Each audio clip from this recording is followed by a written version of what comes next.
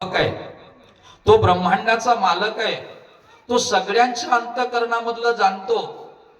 बरं, आपल्याला जाणता येतं काय?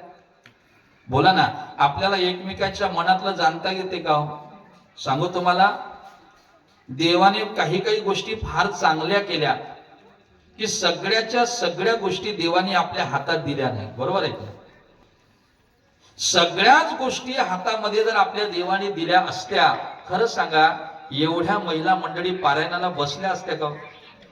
आल्या असत्या का सोपीनाथ महाराजांच्या मंदिरात? सोपीनाथ महाराजांच्या चरणावर नतमस्तक झाल्या असत्या का? नाही ना. का आलो आपण? कारण देवाने सगळ्या गोष्टी आपल्या हातात दिल्या नाही, म्हणून त्याच्याकडे यावं लागते. कारण देवाला माहिती आहे, सगळ्या गोष्टी जर आपण जगाच्या हाती दिल्या, ऐका, सगळ्या गोष्टी जर आपण भगवंताच्या आणि जनतेच्या हाती जर दिल्या, तर जनता आपल्याकडे येणार नाही, जनता आपल्या पुढे हात पसरवणार नाही, आपल्याला शरण येणार नाही, जनता आपली भक्ती करणार नाही. जगाने आपली भक्ती करावी, जगाने आपल्याकडे यावं, याच्याकरता देवाने सगळ्या गोष्टी आपल्या हातात दिल्या नाही. काय काय दिलं नाही? भरपूर गोष्टी आहे. मी एक दोन गोष्टी सांगतो तुम्हाला. मला सांगा, आपल्याला आपलं मरण ओळखता येतं का? बोलत चला, ओळखता येते का? नाही नाही. आपलं मरण कधी आहे आपल्याला ओळखता येत नाही, त्याचं ज्ञान आपल्याला नाही आहे. तसं जर धर्मशास्त्र जर आपण असं पाहिलं, ऐका, धर्मशास्त्राचा जर विचार केला तर धर्मशास्त्राने 6 महिन्यापासून आपलं मरण आपल्याला ओळखता येते असं ज्ञान आपल्याला सांगितलं. मी ते सांगत बसत नाही, कारण तुम्ही तेच पाहत बसाल मग. बरोबर आहे की नाही? सांगा ना. 6 महिन्याच्या अगोदर आपलं मरण आपल्याला ओळखता येते, 6 महिन्यापासून, बरं का? तर ते शेवटच्या दिवसापर्यंत. ज्ञानेश्वर महाराजांनी एका अभंगामध्ये जे सांगितलं ते 9 दिवसापासून सांगितलं की 9 दिवसाच्या आतील मरण माणसाला ओळखता येते. अंतकाळीचे लक्षण असं ज्ञानोबा सांगतात की अंतकाळी ते लक्षण आपण पाहिले पाहिजे, म्हणजे आपल्या लक्षात येते आपण किती दिवसाचे सोबती आहोत. मी हे कशा करता सांगतोय? माणसाला आपलं मरण ओळखता येत नाही. एक दुसरी गोष्ट लक्षात घ्या, आधी काय देवाने आपल्या हातात दिलं नाही?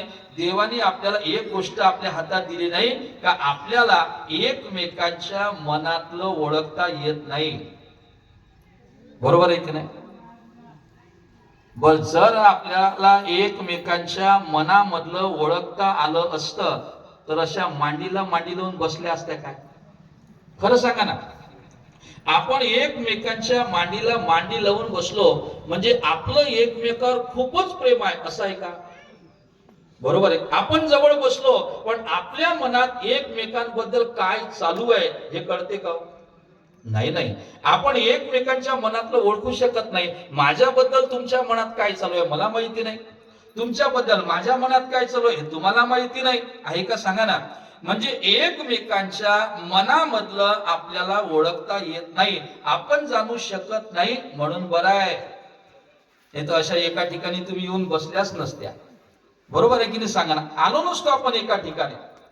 मग एकमेकांच्या मनामधलं आपल्याला ओळखता येत नाही, म्हणून आपल्याला परिहार द्यावा लागतो. देवाला त्याला सांगण्याची गरज नाही, देव सगळं काही जाणतो. तुमच्या मनात काय चालू आहे हे देवाला कळतं. तुमचा कोणता विचार चालू आहे, तुमच्या मनात काय विचार चालू आहे, काय संकल्पना चालू आहे, सगळं त्याला कळतं.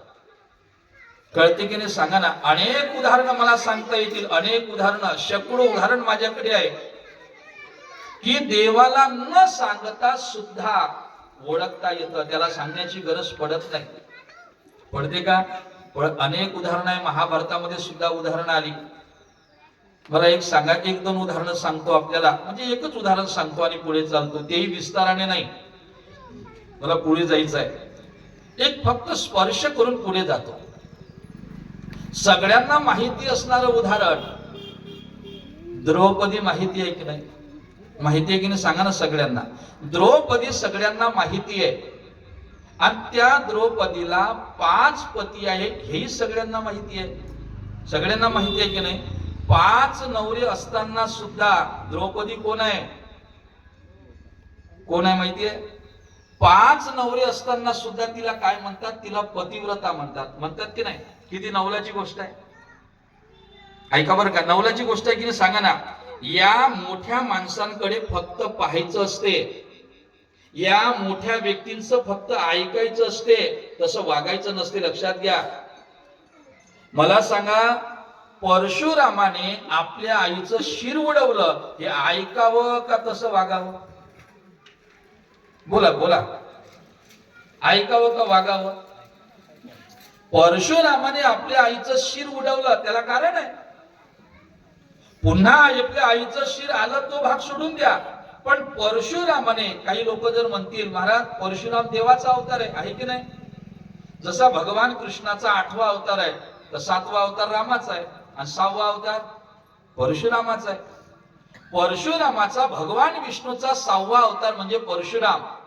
मग देव असताना जर सुद्धा आपल्या आईचं शिर उडवतो, मग हे शोभलं का? हे चांगलं केलं का परशुरामाने? त्याच्याकडे बघू नका, त्याच्या मागे कारण आहे. फार मोठा इतिहास आहे त्याच्या मागे. परशुरामाने आपल्या आईचं शिर उडवलं म्हणजे आपण उडवलं पाहिजे असं नाही. चला पुढे. भगवान श्रीकृष्णाने 16,108 बायका केल्या म्हणून आपण 2-4 केल्या पाहिजे असं नाही. बरोबर आहे की नाही? द्रौपदीने 5 नवरे केले म्हणजे आपण 2-3 केले पाहिजे असं आहे का? बोला ना, असं नाही ना. आपण फक्त ऐकलं पाहिजे. नाही नाही, द्रौपदीला 5 मालक होते, ऐकायचं फक्त, तरी आपलं कल्याण आहे. बरं, तरी कल्याण आहे. भगवान श्रीकृष्णाला 16,108 बायका होत्या, ऐकावं तरी कल्याण आहे. तसं करू नये. परशुरामाने आईला मारलं, ऐकावं तरी कल्याण आहे. तसं करू नये. मी कशा करता बोलतोय? परशुरामाला ऐका, आईला परशुरामाने मारलं, मारू द्या.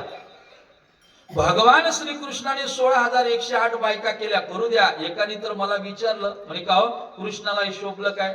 म्हटलं काय सांगू, 9वी भेटली नाही म्हणून. जर कदाचित त्याला 9वी भेटली असती तरी 9वी केली असती. भेटलीच नाही त्याला. काय सांगावं, तो आताचा काळ असेल, बरोबर नसेल भेटली त्याला. सांगण्याचं तात्पर्य काय आहे? करू द्या त्याला 16,108 बायका. द्रौपदीला 5 नवरे असतील, असू द्या ना, त्याच्याशी घेणं देणं नाही. पण ऐका, पुढे सांगायचं आहे मला. ज्या द्रौपदीला 5 पती असताना सुद्धा एक दिवस द्रौपदी वरच्या माळ्यावर आपले केस विसरत असताना, सगळ्यांना माहिती आहे का, फक्त स्मरण करून देतो. वरच्या माळ्यावर, वरच्या मजल्यावर खिडकीमध्ये केस विसरत असताना खालून येण्या जाण्याचा रस्ता होता आणि त्या रस्त्याने अचानक कर्ण चाललेला होता. तो कर्ण जात असताना द्रौपदीचं लक्ष कर्णाकडे गेलं आणि लक्ष गेल्याबरोबर सहज द्रौपदीच्या मनात आलं की हा कर्ण जर आपला पती असता तर बरोबर 2-2 महिने आले असते. लक्ष देऊन ऐका बरं का, बारकाईने ऐका थोडं. काय सांगायचं मला? सहज तिच्या मनामध्ये आलं, हा कर्ण जर आपला पती असता तर खूप चांगलं झालं असतं. तिने भोंग्यात सांगितलं का मनात विचार केला? कुठे केला विचार? मनात विचार केला. बरोबर आहे की नाही? तिच्या फक्त मनात आलं तर कोणाला ओळखता आलं? कृष्णाला. ऐका, कृष्णाने ओळखलं. अरे, हिला 5 पती असताना सुद्धा